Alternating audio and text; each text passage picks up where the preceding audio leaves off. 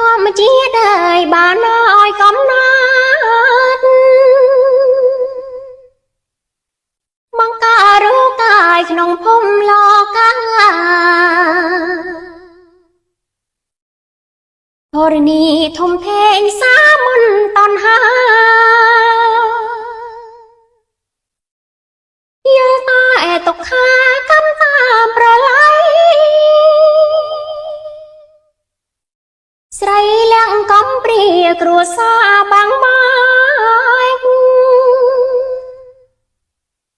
រំពឹងថ្ងៃសាយស្អែកគ្មានប្រណីឪពុកស្លាប់ចោលនៅម្ដាយថែស្រីតែកម្មចង្រៃម្ដាយស្លាប់ចោលទៀតស្រណមេដា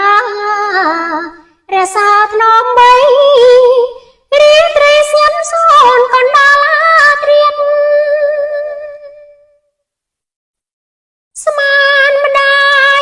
គេងក្បែររាវហើយរាវទៀតទ្រូងលាក់ចង់អៀតយល់តែទាំងភ្នែកមានតែជីដូនចូលរាចិត្តធូស្រីលាក់ងងវពឹងជាបងអាយជាក្បូនជូនចៅឲ្យផុនទឹកភ្នែកទ្រាំចាំថ្ងៃស្អែកក្រែងផុតកម្មអើយ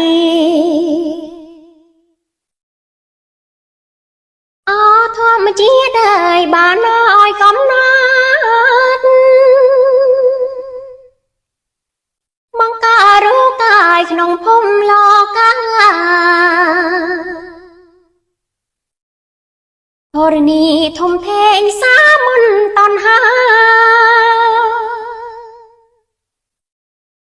យល់តែទុក្ខាកម្មតាមប្រឡ័យ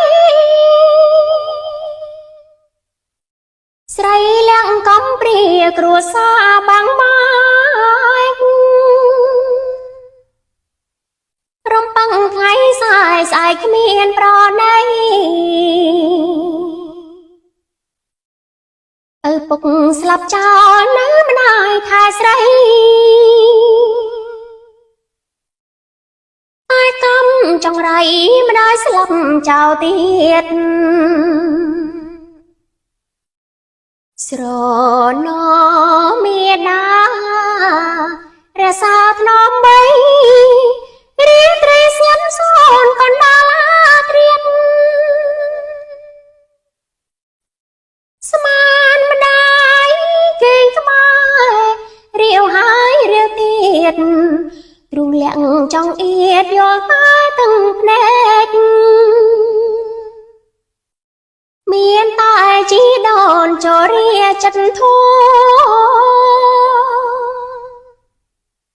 ស្រីលាក់ងងវពឹងជាបងអាយជាក្បូនជូនចៅឲ្យផុនទឹកភ្នែកទ្រាំចាំថ្ងៃស្អែកក្រែងផុតកម្មអើយ